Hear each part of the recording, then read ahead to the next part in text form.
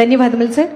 తదుపరి గౌరవ మంత్రివర్యులు యానిమల్ హస్బెండరీ, డైరీ డెవలప్మెంట్ మరియు ఫిషరీస్ గవర్నమెంట్ ఆఫ్ ఆంధ్రప్రదేశ్.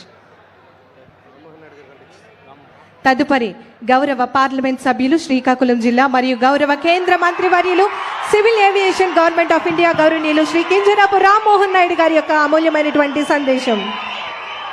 వేదికను అలంకరించిన మన అందరి అభిమాన నాయకులు, నవ్యాంధ్రప్రదేశ్ నిర్మాత, ఎవరు పేరు చెబితే తెలుగు వారి ప్రతి ఒక్కరి గుండెల్లో పట్టరానటువంటి సంతోషం ఉంటుందో అలాంటి వ్యక్తి ఈరోజు మన శ్రీకాకుళం జిల్లా, మన నరసన్నపేట నియోజకవర్గం వచ్చినటువంటి ఆంధ్రప్రదేశ్ రాష్ట్ర ముఖ్యమంత్రి వర్యులు శ్రీ నారా చంద్రబాబు నాయుడు గారికి, వేదికను అలంకరించినటువంటి రాష్ట్ర మంత్రివర్యులు బాబా అచ్చెన్నాయుడు గారికి, మంత్రివర్యులు నారాయణ గారికి, కొండపల్లి శ్రీనివాస్ గారికి, మనందరి అభిమాన నాయకుడు స్థానిక శాసనసభ్యులు బగ్గు రమణమూర్తి గారికి, కలెక్టర్ గారికి, అలాగే మన బెందాలం అశోక్ గారికి, మన స్వచ్ఛాంధ్ర కార్పొరేషన్ చైర్మన్ మన పట్టాభి గారికి, ఇక్కడికి విచ్చేసినటువంటి అధికారులకు, మరి ముఖ్యంగా ఎంతో ప్రేమ అభిమానంతో ఈ యొక్క కార్యక్రమం విజయవంతం చేయడానికి విచ్చేసినటువంటి మా నరసన్నపేట నియోజకవర్గ ప్రజానికానికి, మా సోదర సోదరిమల్లికి, అక్కలకి, చెల్లెలకి, అన్నలకి, తమ్ముళ్ళకి అందరికీ కూడా నా హృదయపూర్వకమైనటువంటి నమస్కారాలు తెలియజేసుకుంటున్నాను.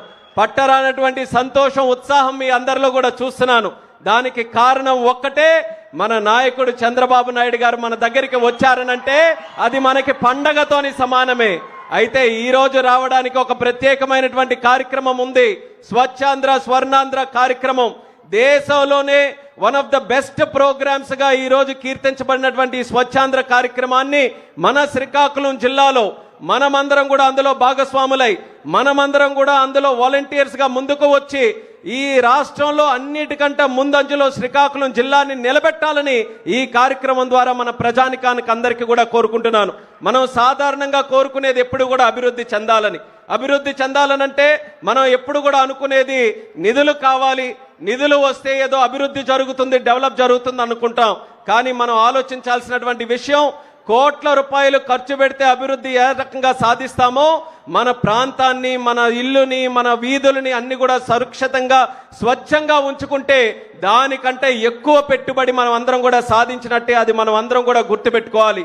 ఆరోగ్యం మనకు బాగుండాలని